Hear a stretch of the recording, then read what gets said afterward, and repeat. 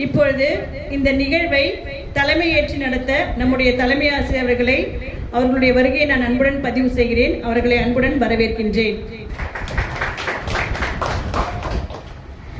இந்த மூன்றாம் நாள் நிகழ்விலே முக்கியமானது ஒரு நிகழ்வு பட்டிமன்றம் என்பதுதான். இந்த பட்டிமன்றத்திற்கு நடுவராக வந்திருக்கக்கூடிய செங்காடு தலைமை ஆசிரியர் பொறுப்பில் இருக்கக்கூடிய மழையூர் தமிழரசன் ஐயா அவர்களை நாங்கள் அன்புடன் இங்கே வரவேற்கின்றோம்.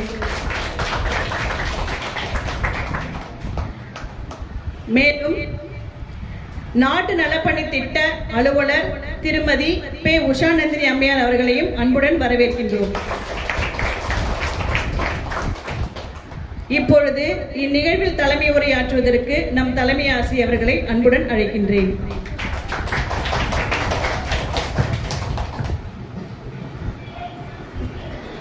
NSS சிறப்பு முகாமிற்கு மூன்றாம் நாள் விழாவிற்கு வருகை புரிந்திருக்கும் செங்காடு அரசினர் மேல்நிலைப் பள்ளியின் பொறுப்பு தலைமை ஆசிரியர் திரு வி தமிழரசன் அவர்களுக்கும், நம் பள்ளியின் NSS திட்ட அலுவலர் பி உஷாநந்தினி அவர்களுக்கும், உதவி திட்ட அலுவலர் எம் மகாலட்சுமி அவர்களுக்கும், மாணவிகளுக்கும் மாலை வணக்கம்.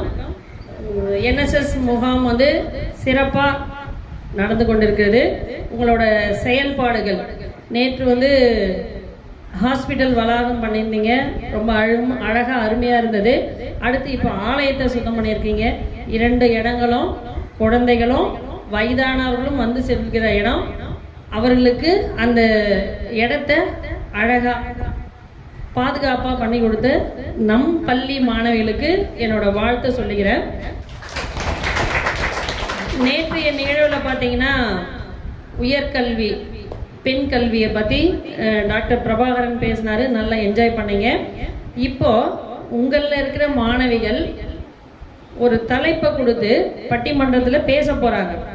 அதாவது தனியாக யார் வேணாலும் எதை வேணாலும் பேசிடலாம், ஏன்னா மனப்பாடம் பண்ணி கூட பேசிடலாம், பார்த்து கூட படிச்சிடலாம். ஆனால் ஒருத்தர் எதிர்க்க உட்காந்து நம்ம பேசத்தை கேட்குறாங்க, அதுக்கு பதில் சொல்லணும்னும் போது யோசிச்சு பேசணும். இன்னொன்று, அவங்க பேசுறதெல்லாம் கவனிக்கணும். 2 வேலையும் செய்யணும். பேசுகிறவங்களையும் கவனிக்கணும், நம்ம பேசணுன்றது என்னன்றதையும் முடிவு பண்ணணும், பேசவும் செய்யணும். ஸோ இப்போ அடுத்து நடுவர் என்ன சொல்கிறாரு, நம்ம பேசும்போதே எக்ஸ்பிரஷனையும் பார்க்கணும். எதிரணியில் இருக்கிறவங்க எப்படி எக்ஸ்பிரஷன் இருக்குது, நடுவரோட எக்ஸ்பிரஷன் எப்படி இருக்குது, இது எல்லாமே பார்க்கணும். மல்டி ஒர்க் ஒரே நேரத்தில் செய்ய வேண்டியிருக்கும். இன்ஸ் எடுக்கணும், நம்ம எடுத்த இன்ஸு முன்னாடிக்கிறவங்க யாருன்னா பேசிட்டாங்கன்னா என்ன பண்ணுறது, பதட்டெல்லாம் பண்ணக்கூடாது. அதுக்குள்ளேயே நம்ம எப்பயுமே பட்டிமன்றன்றது எதிர்க்க இருக்கிறவங்க பேசத்தை வச்சு அதுக்கு பதில் சொன்னாலே முடிஞ்சு போச்சு. பதட்டப்படாமல் அழகாக பேசுங்க. நமக்குள்ளே தான் பேச போகிறீங்க. மாணவிகள் எல்லாருமே நல்லா ப்ரிப்பேர் பண்ணியிருப்பீங்க. ப்ரிப்பேர் பண்ணலைன்னா கூட அவங்க தான் அழகாக பேசுவாங்க. பயப்படாமல் தெளிவாக பேசுங்க. வருங்காலம் உங்களை ஒரு பட்டிமன்ற பேச்சாளர்களாக ஆக்கணுன்றது வாழ்த்துக்களை சொல்லிக்கிறேன் நான் இப்போ. ஏன்னா முதல் முயற்சி அது வெற்றியில் வரும். அதுக்கு ஒரு உதாரணம் மட்டும் சொல்லலான்னு இருக்கோம். நான் தேசூர் மகளிர் மேல்நிலைப் பள்ளியில் பொறுப்பு தலைமை ஆசிரியராக இருந்தேன். சார் நாங்கள்லாம் ஒன்றா ஒர்க் பண்ணோம் அப்படின்றத விட ஒரு ஃபேமிலியாக இருப்போம். மழையூர் ஸ்கூலில் ஒரு 5-6 பேர் இருக்கும். அது என்னன்னா எந்த வேலை செஞ்சாலும் அதில் ஒரு இன்வால்வ்மெண்ட் இருக்கும், அதில் ஜெயிக்கணுன்ற வெறி இருக்கும். இப்போ ஆனால் 5 பேரும் வேறு ஸ்கூலில் இருக்கிறோம். 5 ஸ்கூல்லையும் கரெக்டாக போயிட்டுருக்கு. அப்படி இருக்கும்போது எப்பயுமே ஒரு பேசணும் அப்படின்னா எது இருந்தாலும் அவர்கிட்ட ஒரு ஐடியா கேட்போம். பட்டிமன்றத்துக்கு அந்த மாதிரி அந்த ஸ்கூலில் இங்கே இதெல்லாம் பண்ணுறதே பெரிய விஷயம். அங்கங்கே கேட்கணும். தேசம் போது இன்னும் உள்ள அங்கே கிராமத்துலேருந்து பிள்ளைகள் வரணும் எப்படின்றது யோசிக்கணும். அப்போ நாங்கள் சொல்லும்போது டக்குன்னு, ஆனால் பெண் பிள்ளைகள் எப்பயுமே எல்லாத்துலேயும் டக்குன்னு வருவாங்க. பசங்க பேசுனாங்க, அருமையாக பட்டிமன்றம் பேசுனாங்க. நான் உங்களுக்கு அந்த பட்டிமன்றத்தோட லிங்க் அப்புறம் அனுப்புகிறேன் உங்கள் குரூப்பில் பாருங்கள். அதில் என்ன ஏன் இந்த விஷயத்தை நான் இப்போ சொல்ல வரேன்னா, அதில் பேசின ஒரு பொண்ணு அந்த பட்டிமன்றம் முடிஞ்சு ஒரு வாரம் பொறுத்து என்கிட்ட பேசினான். மேடம், நான் பட்டிமன்றம் பேசுனத யூடியூப்பில் நீங்கள் லிங்கில் போட்டதே எங்கள் வீட்டில் எங்கள் அப்பா பார்த்தாரு. அவர் என்றைக்குமே தினம் குடிச்சிட்டு வீட்டில் எதனா பிரச்சனை பண்ணிகிட்டே இருப்பார். ஆனால் அந்த பட்டிமன்றத்தை அன்னைக்கு பார்த்ததுக்கு அப்புறம் அது வந்து குடிக்கிறத பற்றிலாம் பேசலை, பொண்ணு அவளை நல்லா பேசியிருக்குதேன்ற சந்தோஷத்தில் அவர் ஒரு ஆனந்த கண்ணீரில் அதுக்கு அடுத்த நாள்லேருந்து குடிக்கலை. எனக்கு எங்கே பட்டிமன்றம் இருந்தாலும் என்னை கூப்பிடுங்க, நான் பேசுகிறேன் அப்படின்னு அந்த பொண்ணு சொன்னான். ஆக்சுவலாக நான் அந்த ஸ்கூல்லேருந்து தெல்லார் பாய்ஸுக்கு எச்சமாக போயிட்டேன். அப்புறம் கூட எனக்கு மெசேஜில் அனுப்புவான், மறுபடியும் எப்போ வைப்பீங்க பட்டிமன்றான்னு. அது ஒரு நிகழ்ச்சி ஒருத்தரை மாற்றுது அப்படின்னு சொல்லும்போது அதை நம்ம சந்தோஷப்படலாம். உங்களோட செயல்பாடு, உங்களோட பேச்சு கூட உங்களை மாற்றலாம். ஏன்னா இதில் அதிகமாக ஏன்னா வற்புறுத்தி கூட போட்டிருப்பாங்க டீச்சர் பேசி தான் ஆகணும்னு. அந்த பேசும்போது வர தைரியம் அடுத்த முறை இன்னும் உங்களுக்கு ஒரு தைரியத்தை கொண்டு வரும். அழகாக பண்ணலாம். பேசுகிறவங்கள கவனிக்கிறவங்க என்கரேஜ் பண்ணுங்க. தப்பி தவறி திக்கனான சிரிக்கக்கூடாது. இதை போய் வகுப்பில் அவள் இப்படி பேசினா இப்படி பேசினாலும் சொல்லக்கூடாது. மாணவிகளுக்கு அன்பாக ஒரு வார்த்தைகளை சொல்லுங்கள். அதாவது யார் ஜெயிக்கிறாங்கன்றது பிரச்சனை இல்லை, யார் சிறப்பாக பேசுகிறாங்கன்றது தான் அங்கே முக்கியம். அதான முக்கியம். நல்லா பண்ணுங்க. நன்றி. இந்த ஏற்பாடுகளுக்கு உதவி புரிந்த நம்ம திட்ட அலுவலர், உதவி திட்ட அலுவலர், இந்த பள்ளியில் அதான் இந்த பள்ளியில் படித்து நம்ம பள்ளியில் முன்னாள் மாணவியாக இருந்த பிரமீளா அவங்களுக்கும் இந்த இடத்துல நான் நன்றி சொல்லிக்கிறேன். ஏன்னா தினமும் இந்த ப்ரோக்ராமுக்கு நிறைய ஹெல்ப் அவங்க பண்ணுறாங்க. அவங்க கூடவே ஒரு 3 குட்டீஸ் சுற்றுறாங்க. அந்த குட்டிங்களுக்கு நான் நன்றியை சொல்லிக்கிறேன். சிறப்பாக அமையறதுக்கு என்னுடைய வாழ்த்துக்களை சொல்லி நன்றி சொல்கிறேன். அதாவது அவங்க ஒரு தலைமை ஆசிரியர் என்பதை அவங்க பேச்சு மூலமாக நிரூபிச்சிட்டாங்க. இங்கே நடக்கிறத நீங்கள் வகுப்பில் போய் பேசி இதெல்லாம் கமெண்ட்ஸ் எடுக்கக்கூடாது. ஏன்னா அவங்களுக்கு அந்த பொறுப்பு இருக்குது. இவ அப்படி சொல்லிட்டா, அவ எப்படி சொல்லிட்டான்ற குறையெல்லாம் பின்னாடி வரவே கூடாதுங்கிறதுல அவங்க ரொம்ப கவனமாக இருக்காங்க. அதனால நம்ம நின்று அந்த இடத்துல பேச முடியுமான்னு கொஞ்சம் சரிங்களா. தலைமை ஆசிரியர் அவர்களுக்கு நன்றி. அடுத்ததாக நம்ம இப்போ பட்டிமன்ற நேரத்துக்கு வந்துட்டோம். எனக்கு என்னுடைய அனுபவத்தில் நான் முதல்ல பட்டிமன்றத்தை எங்கே பார்த்தேன் அப்படின்னா, எங்கள் வீட்டில் டிவி வாங்கினதே என் தம்பி 12வது முடித்த பிறகு தான். அப்போ தான் டிவியே வாங்கினாங்க. அதுக்கப்புறம் இந்த பட்டிமன்றம் பார்க்கும்போதெல்லாம் எங்கள் அப்பா கூப்பிடுவார், மகா வா வா வா வா உட்கார் உட்கார். ஏன் என்ன கூப்பிட்டாரு, எங்கள் அக்காங்களாம் விட்டுருவாரு, என் தம்பியும் விட்டுருவாரு, என்ன தான் கூப்பிடுவார். ஏன்னா நான் தமிழ் படிக்கிறேன். பிலிட் தமிழ் மயிலம் கல்லூரியில் அப்போ படிச்சுட்டு இருக்கேன். வா வா வா உட்கார் உட்கார் அப்படின்னு கூட உட்கார வச்சுக்குவாரு. பாரு இந்த மாதிரி நீ பேசணும் அப்படின்னு. நான் பேசினேன், ஆனால் இது வரைக்கும் எங்கள் அப்பா கேட்கல. நான் 2-3 பட்டிமன்றங்கள் பேசியிருக்கேன், ஆனால் எங்கள் தந்தையால் கேட்க முடியல. அவருக்கு உடம்பு முடியாமல் போயிடுச்சு. என்னுடைய தாயார் கேட்டு என்னை கட்டி பிடிச்சி ஆனந்த கண்ணீரில் நனைஞ்சிருக்காங்க. அப்போ எனக்கு ரொம்ப பெருமையாக இருக்கும். அதுபோல் உங்களுக்கும் அப்படி ஒரு சூழல். இங்கே பேசுகிறவங்களுக்கு இப்போ நீங்கள் இதில் மாட்டீங்க. இங்கே பேசின உங்களுக்கு ஒரு பட்டிமன்றம் நம்ம பேசிட்டோம், இவ்வளோதான் நான் பட்டிமன்றம், அப்போ நம்ம இனிமே நம்ம பள்ளியிலையும் நல்லா பண்ணலான்ற ஒரு தன்னம்பிக்கை உங்களுக்கு வரும். இந்த தன்னம்பிக்கையை ஊட்டுவது தான் இந்த நாட்டு நலப்பணி திட்டத்தினுடைய நோக்கம். அந்த நம்பிக்கை இருந்தால் உங்களுக்கு சமூக பொறுப்பு தானாகவே வந்துவிடும். சரிங்களா.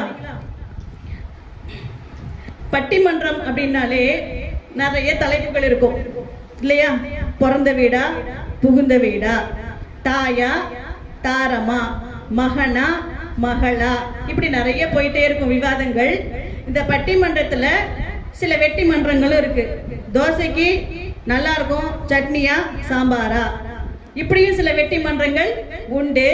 ஆனா மாணவர்களுக்கு உரிய ஒரு நல்ல தலைப்பை கொடுத்து அவர்களை பேச வைக்க வேண்டும் என்கிற ஒரு விருப்பத்துடன் மாணவர்களுக்கான ஒரு தலைப்பா காலத்தினுடைய தேவையை கருதி சமூக ஊடகங்கள் மாணவர்களை சீர்படுத்துகிறதா சீரழிக்கிறதா அப்படிங்கிற ஒரு தலைப்பை கொடுத்தது நம் நடுவர் ஐயா அவர்கள். அதற்காகவே நம்ம அவருக்கு நன்றியை சொல்லலாம். தேவை கருதி இந்த தலைப்பு எடுக்கப்பட்டுள்ளது.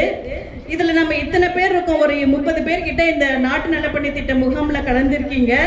ஆனா நான் பேசுறேன், நான் இந்த தலைப்புல பேசுறேன், நான் சீர்படுத்துகிறதுன்னு பேசுறேன் மிஸ் அப்படின்னு சொல்லி அவங்களே தன்னார்வத்துடன் விருப்பப்பட்டு வந்த மாணவிகள் தான் இங்க பேசுறாங்க. இதுல 2 மாணவிகள் இந்த முகாம்ல இல்ல. ஒண்ணு இந்த பாப்பா தமிழ்மதி, இன்னொருத்தவங்க சுதேஷினி.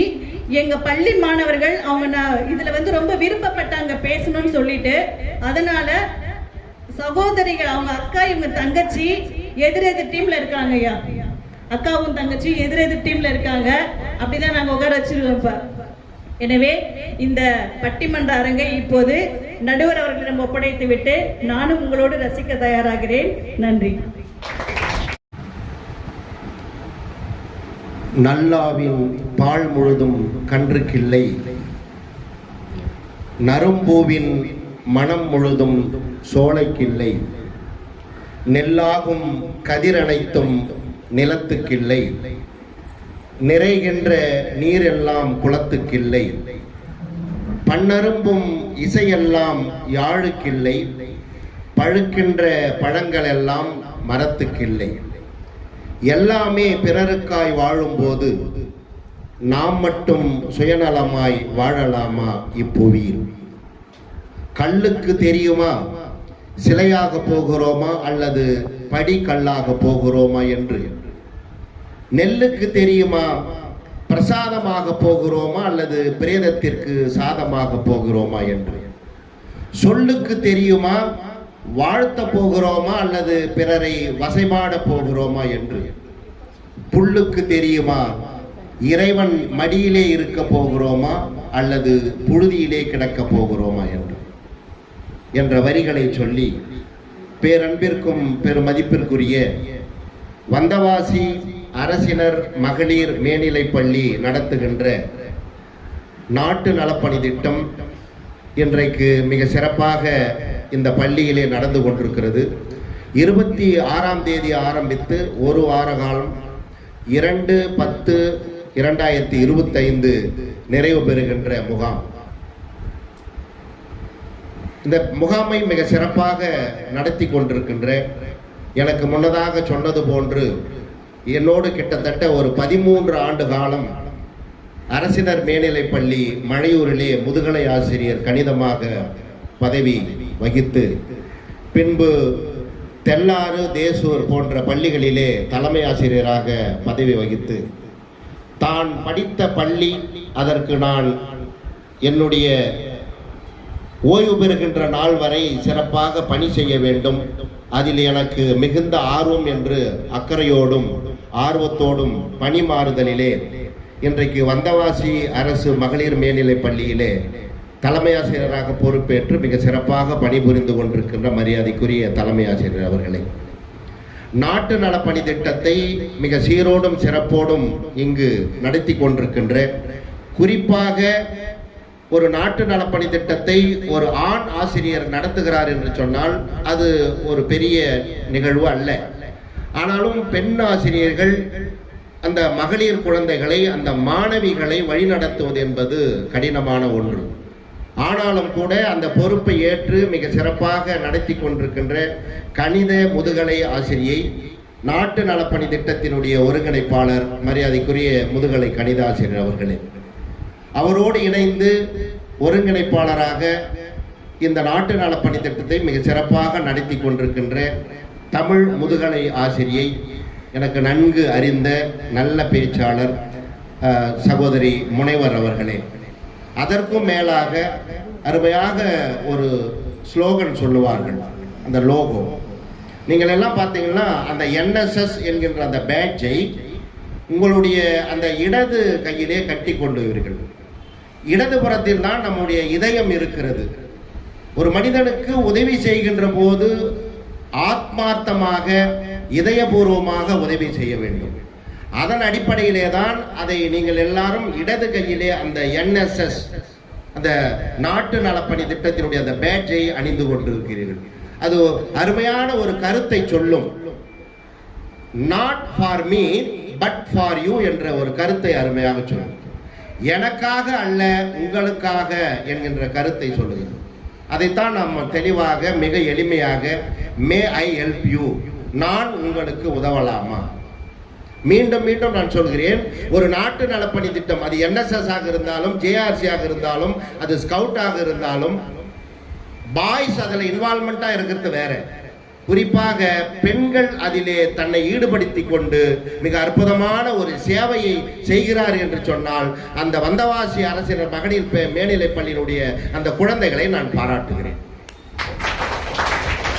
சார், ஒரு காலாண்டு விடுமுறையில் நாங்கள் எங்கன்னா ஜாலியாக போயிருப்போம், சுற்றி இருப்போம், டிவி பார்த்துருப்போம், மொபைல் பார்த்துன்னு இருப்போம், எங்கன்னா கழனியில் போய் கல்லக்காய் பிடிக்கின்னு இருப்போம், குளத்துலலாம் தண்ணி இருக்குது, எங்கன்னா நீச்சல் கற்றுருப்போம்.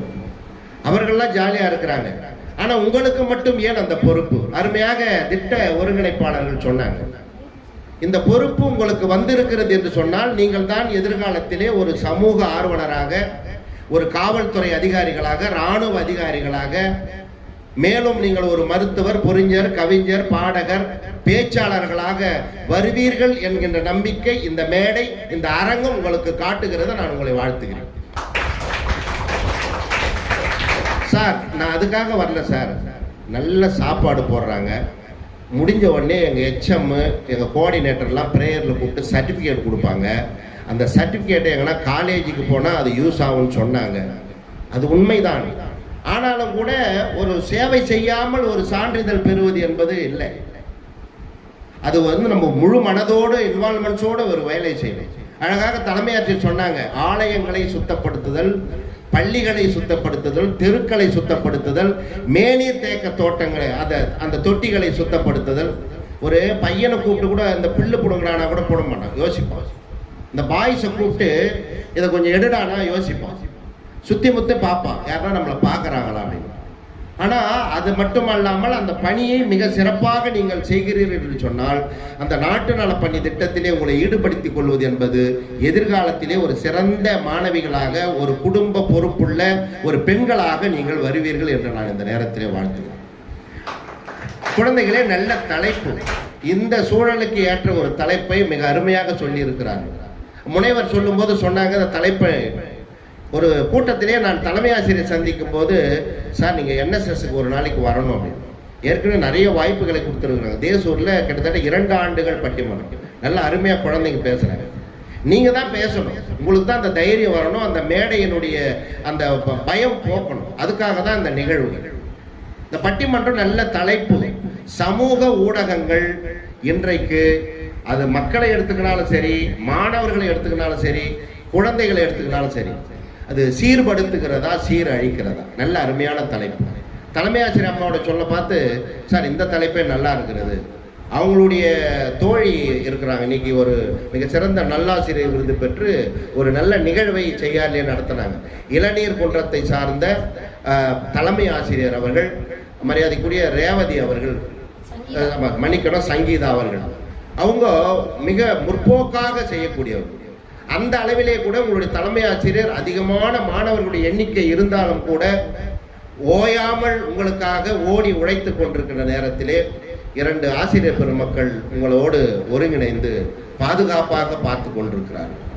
எனக்கு கணக்குனா பிடிக்காது, அங்கே அவங்க கணக்கில் ரொம்ப சிறப்பானவர், அதே சிறப்பாக இருக்கக்கூடியவர் தான் ஆசிரியர் இருப்பாங்கன்னு சொன்னாங்க. நேற்றுக்கு வந்தவாசி பாய்ஸில் என்எஸ்எஸ் நடக்கும்போது அங்கே சாரை பார்த்தேன், மேடத்தோட அவருடைய கணவர், அவர் கணினி, அவங்க கணிதம், ரெண்டுமே ஒரு இக்கட்டான சூழல். எனக்கு மீண்டும் சொல்றேனே, கணக்கு ஆசிரியர்கள் என்று சொல்லும்போது மிக முக்கியமான ஒன்று.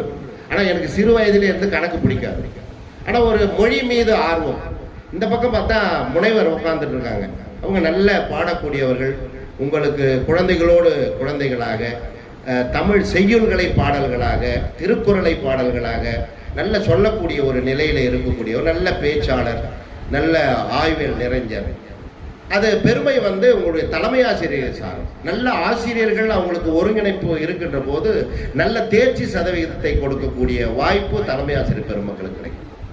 அன்பு மாணவர்களே, நல்ல ஊடகங்கள் இன்றைக்கு மாணவர்களை சீர்படுத்துகிறதா சீரழிக்கிறதா? என்ன சார், இப்போ சீர்படுத்துகிறது அப்படின்னு பேசுறதுக்கு ரொம்ப தைரியம் வேணும். சீரழிக்கிறதுன்னு சொல்லிட்டு போயிடலாம். இன்னைக்கு பார்த்தோம்னா நம்ம தொலைக்காட்சி, சினிமாக்கள், இது அதெல்லாம் கூட விட்டுருங்க, நம்ம இந்த செல்போன் இருக்குது, இந்த கையளவு இருக்கக்கூடிய அந்த கைபேசியில உட்கார்ந்த இடத்திலே உலகத்தை நாம பார்க்கணும் இல்லையா? ஆனா அதுவே நமக்கு எந்த அளவிற்கு உதவி செய்கிறது? அதன் மூலம் இன்றைக்கு மாணவர்கள் என்ன பார்க்கறாங்க, செய்யறாங்க. ஆனாலும் கூட அன்பு குழந்தைகளே, எந்த சூழ்நிலையில் எது எப்படி இருந்தாலும் நாம் கல்வியில் அக்கறையோடும் இருக்க வேண்டும். இங்க பாத்தீங்கன்னா, சீரழிக்கிறது என்று பேசுவதற்கு எப்பொழுதுமே பட்டிமன்றத்தினுடைய மரபு அந்த பேச்சாளர்களை அறிமுகப்படுத்த வேண்டும். உங்களுக்கு தெரிந்தவர்கள் தான், உங்களுடைய தோழி தான், உங்களோட படிக்கிறாங்க. எச்எம்முக்கு தெரியும், தமிழம்மாக்களுக்கு தெரியும், கணித ஆசிரியருக்கு தெரியும். ஆனாலும் கூட பட்டிமன்றத்தினுடைய மரபு என்னன்னா அந்த பேச்சாளர்களை அறிமுகப்படுத்த வேண்டும். அதான் நல்லா இருக்கும்.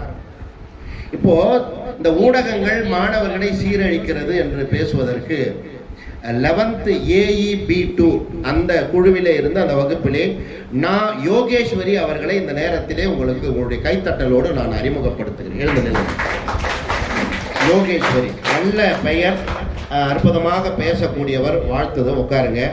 அதே அணியில் பேசக்கூடிய பூங்கொடி 11th AEB2 பூங்கொடி அவர்களை இந்த நேரத்திலே அறிமுகம் செய்கிறேன். உட்காருங்க. அதே அணியில் பேசுவதற்காக மூன்றாவது பேச்சாளர் திரு வித்யா அவர்கள் ATB2 11th அவர்கள் வித்யா அவர்களை பட்டிமன்றத்தின் சார்பாக பாராட்டுகிறோம். அந்த அணியிலே நிறைவு பேச்சாளர்களாக இருக்கக்கூடிய மாணவி சுதேசினி சுதேசினி, நல்ல பெயர் இல்லையா? சுதேசி, நம்முடைய சுதேசி கப்பல், நம்முடைய நாட்டிற்காக தியாகம் செய்த தியாகிகளுடைய பெயர் அந்த சுதேசி கப்பல். அந்த பெயரை எந்த நிலையில் அவருடைய தந்தையார் வைத்திருக்கிறார்கள், வாழ்த்துக்கள். சமூக ஊடகங்கள் சீர்படுத்துகிறது அப்படின்னு பார்த்தீங்கன்னா இந்த பக்கம் பேசுறாங்க. இவங்களுக்கு நான் ஏற்கனவே சொன்னது மாதிரி சீர்படுத்து அப்படின்னு பேசினா நிறைய எடுத்துக்காட்டுகள் அவங்க சொல்ல இருக்கிறாங்க. இந்த அணியில் பேசக்கூடிய அந்த பிள்ளைகளை நான் அறிமுகப்படுத்துகிறேன். முதல் பேச்சாளர் திரு கே ஏமலதா அவர்கள் 11th EBC பேச்சாளர், கைத்தட்டுங்க. இரண்டாவதாக அதே அணியில் பேசக்கூடிய திரு PR மோனிகா அவர்கள் 11th AEB1. மூன்றாவது பேச்சாளர் அவர்கள் பார்த்தீங்கன்னா அம்ரீன் அவர்கள் AEB1. அதே அணியில் பேசக்கூடிய திரு தமிழ் மதி அவர்களை இந்த நேரத்திலே பாராட்டுகிறோம். ரொம்ப அந்த தமிழ் மதி நல்ல பெயரை வச்சிருக்கிறாங்க. அந்த குழந்தை தமிழை மதிக்க வேண்டும், மதித்து கொண்டிருக்கிறது. அந்த ஒரு பொருள். மதி என்றால் என்ன தமிழாசிரியருக்கு தெரியும், உங்களுக்கு தெரியும் இல்லையா? மதி போன்ற முகம் என்று சொல்லுவார்கள். தமிழ் அந்த வளர்பறையாக வெளிச்சம் தரக்கூடியதாக மக்களுக்கு வாழ்வியலிலே அந்த மொழி முதன்மை மொழியாக இருக்கிறது. அன்பு குழந்தைகளே, இந்த தலைப்புகளை ஆராய்வதற்காக இந்த புறத்திலே ஒரு 4 குழந்தைகளும் மாணவிகளும், இந்த அணியிலே 4 மாணவிகளும், இங்கே வந்திருக்கக்கூடிய ஆசிரியர் பெருமக்களை மீண்டும் மீண்டும் பட்டிமன்றத்தின் சார்பாக நான் வருக என வரவேற்று, குழந்தைகளே, எந்த சூழலிலும் நம்முடைய பள்ளி, நம்முடைய கல்வி, நம்முடைய பெற்றோர் முக்கியம் என்பதை நீங்கள் உணர வேண்டும். குறிப்பாக அரசு பள்ளியிலே நாம் படிக்கிறோம் என்று சொன்னால் மிக மிக பெருமைக்குரிய ஒன்றாகும். நான் காலையில் ஒரு பாட்டை யோசித்துட்டு இந்த குழந்தைகளுக்கு ஏதாச்சும் ஒரு 4 வரி பாட்டு, அதில் அந்த குழந்தைகளுடைய கல்வி இருக்கணும், நம்முடைய பள்ளியினுடைய பெருமை இருக்கணும் அப்படின்றதுக்காக ஒரு 4 வரி எழுதினேன் இல்லையா? அந்த பாடலோடு துவக்கினால் நிகழ்ச்சி சிறப்பாக இருக்கும். இந்த ஒரு பழைய பாடலுடைய வரிகளை காலையில் தான் எழுதினேன்.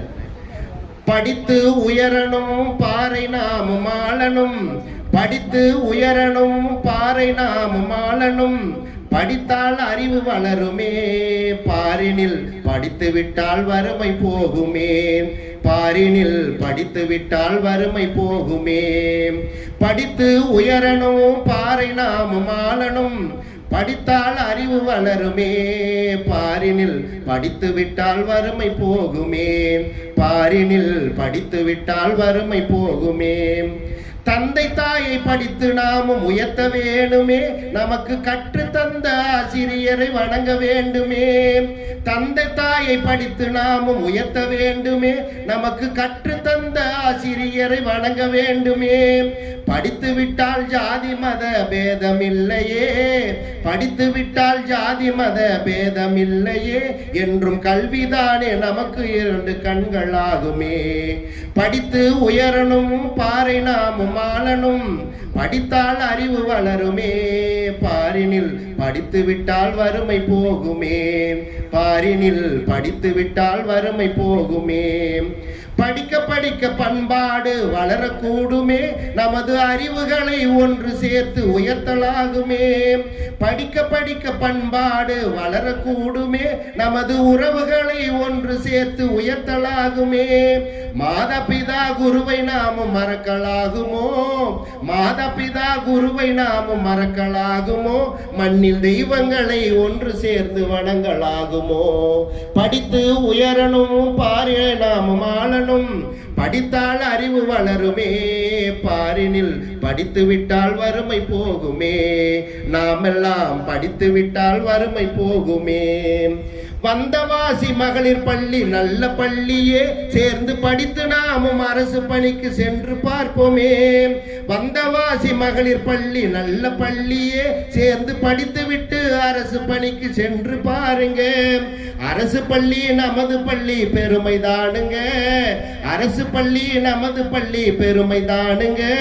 இதில் படித்த எல்லோரையும் நீங்கள் பாருங்க, இதில் படித்த எல்லோரையும் நீங்கள் பாருங்க. படித்து உயரணும் பாறை நாமும் ஆளணும், படித்தால் அறிவு வளருமே, பாரினில் படித்து விட்டால் வறுமை போகுமே, பாரினில் படித்து விட்டால் வறுமை போகுமே. இது ஒரு பாடல். இதற்கான வரிகளை நாம் எழுதுகிறோம். ஏனென்று சொன்னால், ஒரு அரசு பள்ளியில் பணியாற்றுகின்ற ஆசிரியர் அந்த அரசை நாம் உயர்த்த வேண்டும். அன்பு குழந்தைகளை இப்போ தலைப்புக்கு போகலாம். தலைப்புக்கு போகணும். இந்த எங்கே பார்த்தாலும் ஊடகங்கள், இந்த ஊடகங்கள் இன்றைக்கு நம்மை எந்த நிலையில் ஆட்படுத்தி கொண்டிருக்கிறது? நல்லதுக்கு பயன்படுத்தினா நல்லது, ஆனால் அதையே ஒரு கத்தி இருக்கிறது, அது நம்ம வீட்டில் அம்மாவோட கொடுத்தோம்னா அது காய்கறி நறுக்குவாங்க, இல்லை தேவையில்லாத பொருட்களை பண்ணுவாங்க. ஒரு கத்தியை கொலைகாரன் இடத்துல கொடுத்தோம்னா அவன் கொலை செய்வான். ஒரு கத்தியை மருத்துவரிடம் கொடுத்தா அவர் அதை அறுவை சிகிச்சைக்கு பயன்படுத்துவார். அவர் அதனுடைய சிந்தனை. கிளி 2 வீட்டில் தான் வளருகிறது.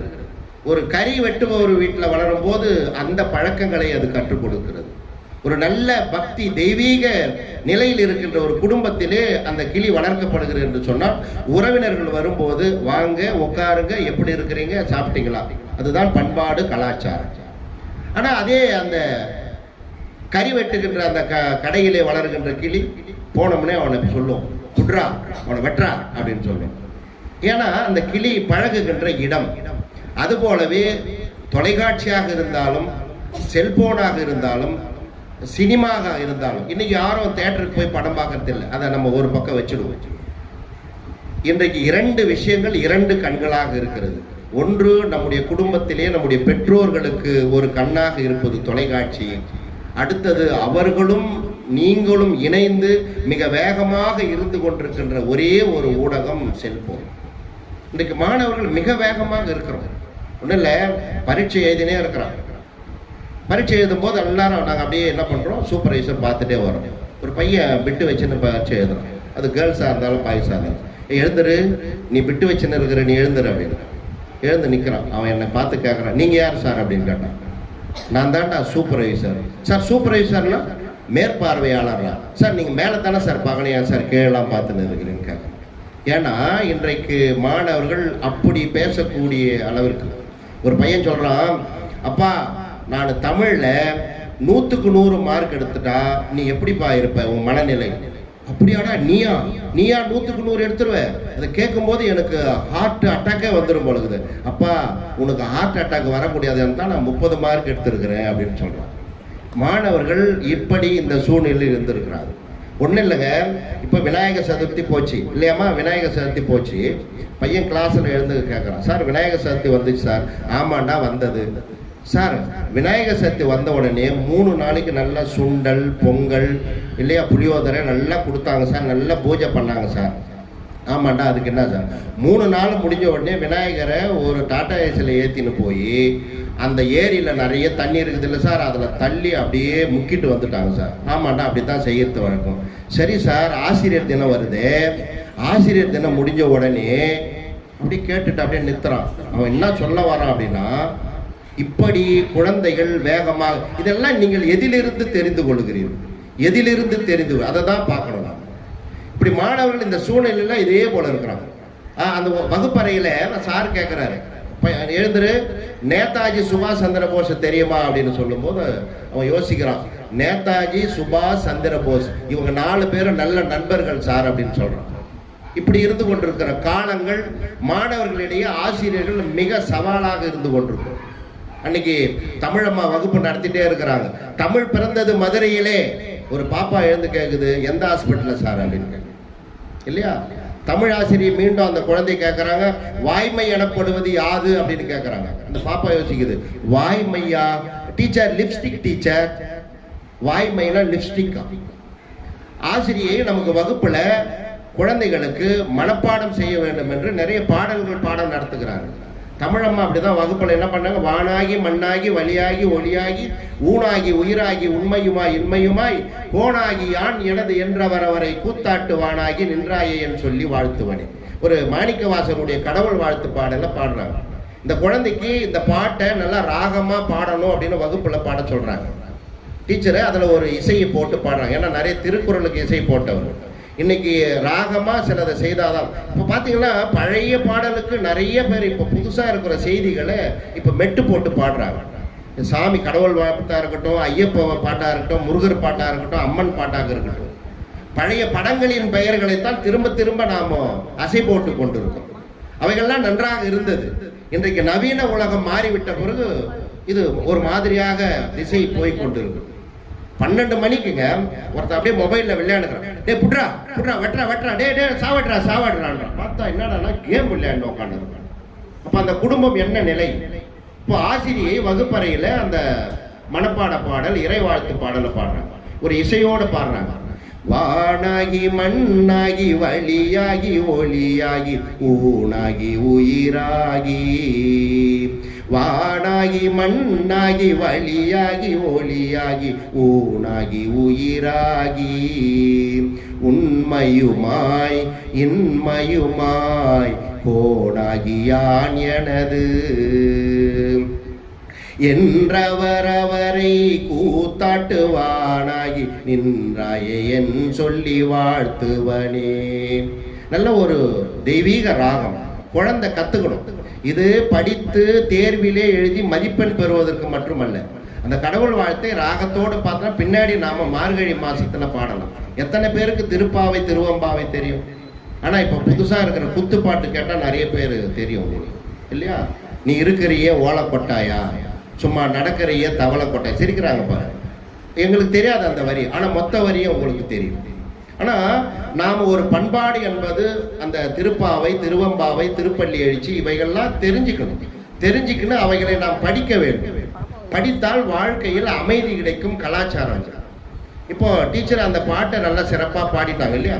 வானாகி மண்ணாகி வழியாகி ஒளியாகி ஊனாகி உயிராகி, உண்மையுமாய் இன்மையுமாய் கோணாகி யான் எனது என்றவரவரை கூத்தாட்டுவானாகி நின்றாயே என் சொல்லி வாழ்த்துவனே. என்ன ராகம் அப்படின்னு கேட்க பார்த்து அந்த பாப்பா ரேவதி என்ற பாப்பா எழுந்து சொல்லுது, அருமையான ராகம் டீச்சர், ரொம்ப பிடிச்சிருக்குது.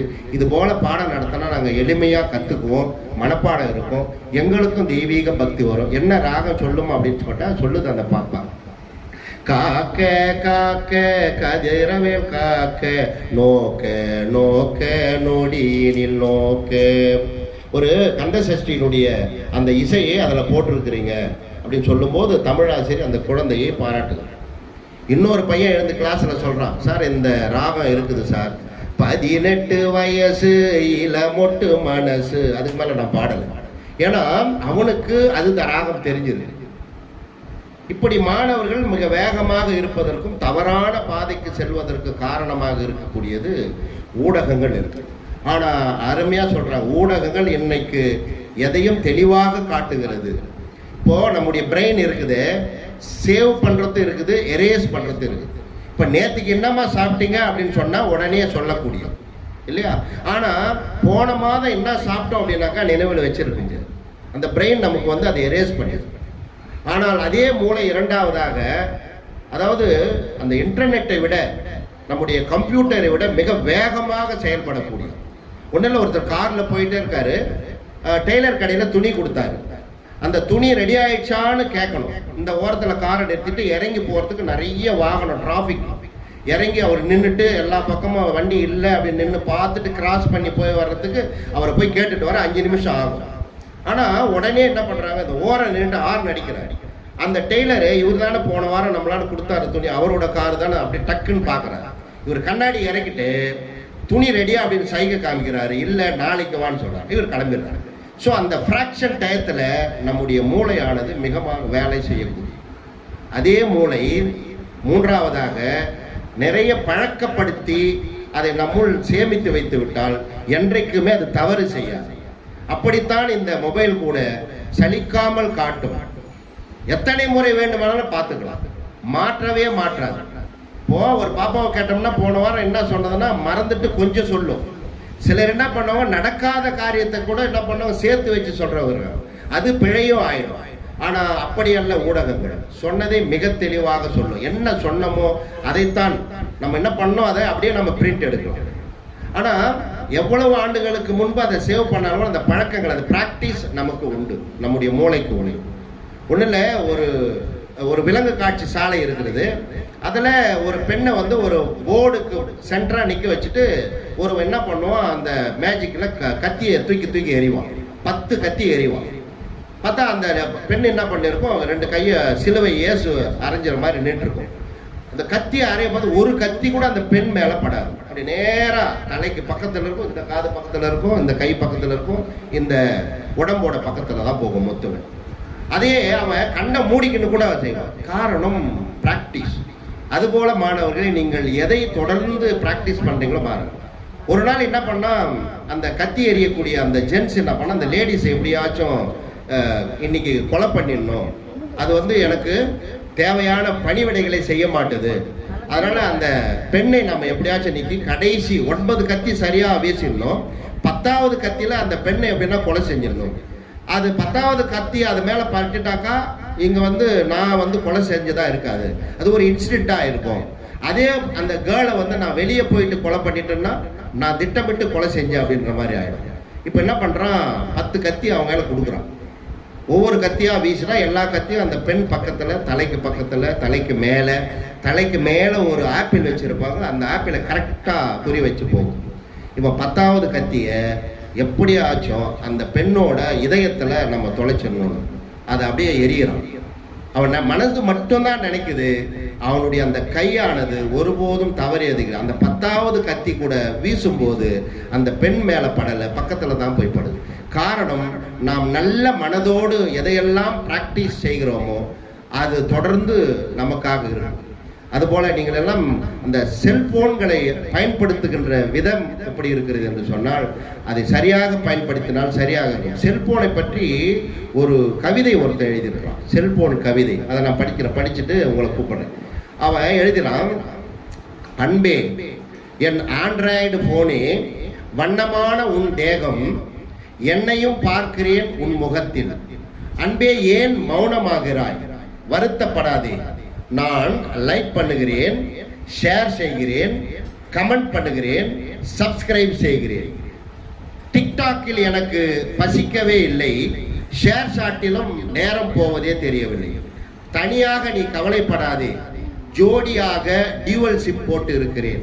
உன் மீது எனக்கு கோபம் இல்லை, எப்பொழுது கேட்டாலும் காண்பித்ததை மறைக்காமல் காண்பிக்கிறாய், மாற்றாமல் காண்பிக்கிறாய் அப்படின்னு அந்த கவிதை சொல்றாங்க. அந்த பாப்பா, நாங்கள்லாம் அப்டேட்ல இருக்கிறோம், இவங்கெல்லாம் அவுட்டேட்ல இருக்கிறாங்க. மீண்டும் தொடர்றாங்க, என் இனிய வாட்ஸ்அப்பே உன்னை நேசிக்கிறேன், இன்ஸ்டாகிராமில் என்னையே அழகாய் மாற்றும் ஸ்னாப்ஷாட், என் அழகை பேஸ்புக்கில் பார்க்கிறேன், அனைவரிடமும் ட்விட்டரில் பேசிக் கொண்டிருக்கிறேன், இந்த வாழ்க்கை என்றும் அடுத்த தலைமுறைக்கு எடுத்துக்காட்டாகும் என்று எங்களை வந்து சீர்படுத்துகிறது என்கின்ற தலைப்பில் இருக்கிறவங்க பேசுறாங்க. நமக்கு ஒன்று தெரியுமா, பேங்க்ல கொஞ்சம் கொஞ்சமா பணம் சேர்த்து அதை பாஸ்புக்கில் போட்டு வீடு கட்டி வெளிநாட்டுக்கு போய் அதை ஃபேஸ்புக்கில் பார்த்துட்டு இருக்கிறோம். எப்படி பாஸ்புக்கில் பணத்தை போட்டு வீடு கட்டி அதை ஃபேஸ்புக்கில் பார்த்து கொண்டிருக்கின்ற நேரங்கள் இப்படி இருந்து கொண்டிருக்கிறோம். அந்த அளவிலே தலைப்புக்கு நாம் போவதற்கு முன்ன நான் என்ன பண்ண, ஒரு நிகழ்வை பார்க்கும்போது இந்த குழந்தைகளுக்கு அவன் சொல்றான், இந்த மிஸ்டு கால் கொடுத்துருக்குறான். ஒரு பெண்ணு மிஸ்டு கால் கொடுத்த உடனே இவன் ஃபுல்லா ரீசார்ஜ் செஞ்சிருவான். வா அன்பே, வாட்ஸ்அப்பில் வாழ்க்கை நடத்தலாம், நீ மிஸ்டு கால் கொடுத்தால் நான் ரீசார்ஜ் செய்து விடுவேன், உன்னுடைய மிஸ்டு காலை என்னுடைய மிஸ்ஸஸ் காலாய் நினைத்தேன், உன்னுடைய மிஸ்டு காலை என்னுடைய மிஸ்ஸஸ் காலாய் நினைத்தேன், நான் உனக்கு அனுப்பினேன் இல்லையா, காசை சேவ் பண்ணி அனுப்பினேன் இல்லையா, நான் உனக்கு அனுப்பிய காசு என்ன ஆனது என்று கேட்டால் என்னுடைய பெற்றோரிடம் பேசி தீர்ந்து விட்டது. நான் ரீசார்ஜ் செய்த தொகை என்ன ஆனது என்று கேட்டால் என்னுடைய பெற்றோரிடம் பேசி தீர்ந்து விட்டது என்று சொல்லுகிறார். உன்னிடம் பேச நான் பலமுறை முயற்சித்தேன், பிறகுதான் தெரிந்தது நீ வேறு ஒருவனிடம் தொடர்பு எல்லைக்கு அப்பால் உள்ளாய் என்று. அப்படி அந்த கவிதைகளை எழுதுறாங்க. இதற்கு காரணமாக இருக்கிற அந்த ஊடகங்கள், டிவி பார்த்துட்டே இருக்கிறோம். இன்னைக்கு பார்த்தா ரொம்ப கிட்டத்தட்ட 6 மணிக்கு உட்காடுறாங்க. ராமாயணத்தில் அதை கூட சரியாக பார்க்கறது கிடையாது. அதை பார்க்காம என்ன பண்ணுறாங்க, அந்த நேரம் தான் போயிட்டு நம்ம வாசலில் தண்ணி தெளித்து அம்மாவில் நம்ம கோலம் போடுறோம். இந்த விளம்பரம் போயிட்டோம், செய்தி போயிட்டோம். அதுக்கப்புறம் 6:30 மணிக்கு உட்காந்து 6 to 6:30, 6 to 7, 7 to 7:30, 7 to 8 பார்த்துட்டே இருக்கிறாங்க. பசிக்குது. எங்கள் வீட்டுக்காரம்மா நீங்கள் அப்படி தான் டிவி பார்த்துன்னு இருக்காங்க. நான் ஸ்கூல்லேருந்து போகிறேன், பசிக்குதுமா, ஒரு 2 தோசை சுட்டு கொடுமான. தோசை சுட்டாந்து தட்டில் கொடுத்தாங்க. நான் பசி அப்படியே சட்னி தொட்டு சாப்பிட்னே இருக்கேன். உடனே அடைச்சிக்கிச்சு, விற்குது அப்படின்னு கையை காமிக்கிறேன். எங்கள் வீட்டுக்காரம்மா கையை காமிக்கிறது, அவங்க எட்டி பார்க்குறாங்க. ஒரு கையில் தோசை திருப்பி, இன்னொரு கையில் ரிமோட்டு. நான் கையை காமிக்கிறேன். உடனே அவங்க என்னை பார்த்து சொல்கிறாங்க, இரு முடியிட்ட வரேன் அப்படின்றாங்க. இரு முடியிட்டேன்னா நான் அடிச்சுக்கின்னு போய் சேர்றதா இல்லை சீரியல் முடிஞ்ச பிறகு வரேன். அது கூட பரவாயில்ல. ஒரு அம்மா என்ன பண்ணுறாங்க, திருப்பதிக்கு போயிட்டாங்க, பையன் பொண்ணு பேரெல்லாம். ஒரு அம்மா மட்டும் உட்காந்து டிவி பார்த்துட்டே இருக்குது. இது கோலம் போட்டுட்டு கோலம் டப்பாயை வச்சுட்டு இந்த தொடப்பு கட்டி கையில் எடுத்து வந்து உட்காந்துச்சு பாரு, டிவி பார்த்துட்டே இருக்குது. திருப்பதிக்கு போயிட்டு திருடம் பார்த்தான். டாடா ஏசி கொண்டாந்து வீட்டு வாசிப்புள்ள நிறுத்திட்டு என்ன பண்ணுறான், ஒரு பொருளாக தூக்கி போய் வைக்கிறான் 2 பேரும். இது டிவி ஆன அப்படியே பார்த்துருக்குது. இந்த பக்கம் அந்த பக்கம் பார்க்கணும். பீரோ, கட்டில், துணி, மணி எல்லாத்தையும் தூக்கின்னு போகிறான் இல்லையா. கடைசியாக ஒரு வாஷிங் மிஷினை தூக்கின்னு போகிறான். இடம் பத்தலை. அந்த பக்கம் டிவி, அதுக்கு தள்ளி ஒரு 5 அடி தள்ளி பெரியமா உட்காந்து டிவி பார்த்துன்னுக்கிறான். அவன் என்ன பண்ணுறான், எப்படியும் இவங்க நம்மளை பார்க்க மாட்டாங்க, அவங்க சிந்தனை பூரா டிவியில் தான் இருக்குது அப்படின்னு என்ன பண்ணுறான், அந்த டிவிக்கும் அந்த பெரியமாவுக்கு சென்டராக அந்த பெரிய வாஷிங் மிஷினை தூக்கினே போகிறான். அதுக்கு அந்த பெரியமா சொல்கிறது, எவன் அவன் எட்ட போடா மறைக்காத, 10 மணி ஆச்சு, இந்த அம்மா பசி எடுக்குது, ஃப்ரிட்ஜில் போய் மாவு எடுத்து தோசை ஊற்றலான்னு போச்சு, ஃப்ரிட்ஜை காணும். ஐயோயோன்னு அடிச்சுன்னு வெளியே போய் கத்துது. வெளியே போய் எதிர் வீட்டில் இருந்த எல்லாம் ஓடி வந்து, என்ன பெரியமா என்ன ஆச்சு, நான் டிவி பார்த்துன்னு உட்காந்துருந்தேன், எல்லா பொருளையும் தூக்கி போட்டான் திருடம் வந்து. அப்படியா, நானும் பார்த்தேன் 9 மணிக்கு டாடா ஏசி வாசிப்பில்லை நின்றுந்து, நீங்கள் வேற எங்கேயோ குடும்பம் போகிறீங்கன்னு நினச்சின்னு சாமான்லாம் ஏற்றி நிற்கிறீங்கன்னு நான் நினச்சேன் அப்படின்னு. காரணம், இன்றைக்கு ஊடகங்கள் அவருடைய மனதை எந்த அளவுக்கு படுத்துது. அன்பு குழந்தைகளே, உங்களுடைய கான்சன்ட்ரேஷன் சரியா இருக்கு. சரி, இங்கே தான் திருடு போயிடுச்சா, இப்போ பையன் பொண்ணு, அந்த அவனுக்கு ஒரு 12வது படிக்கிற குழந்தை எல்லாரும் திருப்பதிக்கு போயிருக்காங்க. அதாவது அப்பா அம்மா அந்த பையன். +2ல் நம்ம பையன் நல்லா பாஸ் பண்ணணும், 600க்கு நல்ல மார்க் எடுக்கணும், 590 மார்க் எடுக்கணும், ஜேஇ எக்ஸாம் எழுதணும், நீட் எக்ஸாம் எழுதணும், கியூட் எழுதணும், ஐகேர் எழுதணும், இந்த மாதிரிலாம் வேண்டிக்கின்னு போயிருக்கிறாங்க திருப்பதிக்கு. 5000 ரூபாய் கடன் வாங்கிக்கின்னு திருப்பதிக்கு போயிருக்கிறாங்க. ஒரு 8ஆம் நம்பர் குடோனில் ஒரு எல்லாரையும் போட்டு கூட்டுவோம். ஒவ்வொரு குடோனில் நம்மெல்லாம் திருப்பதிக்கு போயிருக்கோம், பார்த்துருப்போம். ஒவ்வொரு குடோன்லேயும் ஒரு 200 பேர் 100 பேர் போட்டு பூட்டி வைப்போம். ஒவ்வொன்றா திறந்து விடுவோம். பார்த்துங்க, அப்பா போயிருக்கிறாங்க, அம்மா வீட்டில் இந்த நிகழ்ச்சி. அப்பா அம்மா பையனை கூட கூட்டுமா, +2 எக்ஸாம் எழுதியிருக்கிறான். அப்பா என்ன நினச்சிட்டு போயிருக்காரு, நமக்கு வந்து கடன்லாம் இருக்கக்கூடாது, நிலம் நல்லா விளையணும் அப்படின்னு அவர் நினச்சிட்டு போயிருக்காரு. அம்மா என்ன நினச்சி போகிறேன், பையன் பாஸ் பண்ணணும், என் மாங்கல்யம் நல்லா இருக்கணும், சுபட்சமாக இருக்கணும், பசு கண்ணு போடணும், ஒரு 2 லிட்டர் பால் கறந்தாக்கா 10 நாளைக்கு 20 லிட்டர் ஊற்றணும்னு குடும்ப பழைக்குன்னு நினச்சின்னு போயிடும். இப்போ 8ஆம் நம்பர் கூட திறந்து விட்டாங்க. திறந்து விட்ட உடனே எல்லா ஜனனும் ஓடுறாங்க. அப்படியே ஓடும். ஏலகுண்டல வாடா, வெங்கட்ரமணா, கோவிந்தா கோவிந்தான்னு ஓடுறாங்க. ஓடின இந்த பையன் +2 பரீட்சை எழுதின்னு போயிருக்கான பையன் என்ன பண்ணால், இங்கேயும் அங்கேயும் அப்படியே வேடிக்கை பார்த்துனே போனான். வேடிக்கை பார்த்துனே போனால் திருப்பதி செவத்தில் ஜெயந்தி ஐ லவ் யூன்னு எழுதி இருந்துச்சு. இதை அவன் படித்து பார்த்துட்டான். படித்து பார்த்து நகைச்சுவை இல்லையா, இதை சொல்லிதான். அதை படித்து பார்த்துட்ட உடனே இவன் தான் நினச்சினே போகிறான். எல்லாம் போயிட்டே இருக்கிறாங்க, வரிசை போயிட்டே இருக்குது. இன்னும் ஒரு 1/4 மணி நேரத்தில் நம்ம பெருமாளை பார்க்க போகிறோம். இவன் என்ன பார்க்குறான், இதை பார்க்குறான். இது ஜெயந்தி ஐ லவ்னு எழுதியிருக்கிறானே, இந்த ஜெயந்தி யாராக இருக்கும், இந்த வெங்கடேஷ் பெருமாள் இந்த ஜெயந்தியோட காதலை நிறைவேற்றினாரா இல்லையா? ஆனால் இது வந்து நான் வேடிக்கைக்காக இந்த படிக்கின்ற நேரத்தில் இந்த செய்தியை சொன்னாலும் கூட, நகைச்சுவாக இருந்தாலும் கூட, நம்முடைய சிந்தனை என்ன ஆனதுன்னு நம்ம எதுக்காக போயிருக்கிறோம். இவன் இதையே நினச்சின்னு போயிருக்கிறான். அப்பா சிந்தனை வேற, அம்மா சிந்தனை. இவனுடைய சிந்தனை மாறிடுச்சு, இதையே நினச்சிட்டு போகிறான். இப்போ பெருமாளோட மூலஸ்தானம் வந்துடுச்சு. அவனுடைய சிந்தனை பூரா அந்த ஜெயந்தி இதை தான் பண்ணிட்டு நினச்சிட்டு போகிறான். பெருமாளோட கருவறை வந்துடுச்சு. அப்பா நல்லா பார்த்து சேவிச்சுக்கினாரு, அம்மாவும் பார்த்து பெருமாளை நல்லா சேவிச்சுக்கினாரு. இவனுடைய சிந்தனை எங்கே இருக்கிறது? பெருமாளை சும்மா பார்த்தான், உடனே அங்கிருந்த லேடிஸ் எல்லாம் அந்த போலீஸ் மாதிரி இருப்பாங்க இல்லை, ஜரிகண்டின்னு பிடிச்சி தள்ளிட்டாங்க. இவன் எதற்காக இவ்வளவு நேரம் காத்திருந்து நாம் இறைவனை பார்த்து வேண்ட வேண்டும் என்று போன அந்த சிந்தனை மாறிவிட்டது. அதுபோன்று அன்பு மாணவர்களே, உங்களுடைய சிந்தனை மாறக்கூடாது என்பதற்காகத்தான் இதுபோல பட்டிமண்டபங்களை நாம் தேர்ந்தெடுக்கிறோம். இந்த பட்டிமண்டபத்திலே இப்பொழுது பேசிவிட்டால் எதிர்காலத்திலே நீங்கள் ஒரு சிறந்த பேச்சாளர்களாக வருவீர்கள். இது உங்களுக்கு ஒரு பிராக்டிஸ். சரி, அவங்க தமிழ் மேடம் சொன்னது பாருங்க, எவ்வளோ பேர் இருக்காங்க, நான் பேசுகிறேன் இந்த தலைப்பில் அப்படின்னு வந்திருக்கிறீங்கன்னா ஒரு தயாரிப்பு இருக்கிறது, ஒரு தேடல் இருக்கிறது. பொதுவாகவே பெண்கள் இன்றைக்கு மிக வேகமாக எல்லா துறைகளிலுமே வேகமாக பயணித்து கொண்டிருக்கிறார்கள். அந்த அளவிலே மீண்டும் மீண்டும் இந்த பட்டிமன்றத்திலே நீங்கள் வந்திருப்பது மிக மகிழ்ச்சியாக இருக்கிறது. இப்பொழுது பட்டிமன்றத்தினுடைய துவக்கமாக முதல் அணியிலே என்னுடைய இந்த துவக்க உரையை இதோடு நான் நிறைவு செய்து, சமூக ஊடகங்கள் சீரழிக்கிறது என்ற தலைப்பிலே முதலாவதாக பேச மரியாதைக்குரிய மாணவி யோகேஸ்வரி அவர்களை உங்களுடைய கைத்தட்டலோடு நான் அழைக்கிறேன்.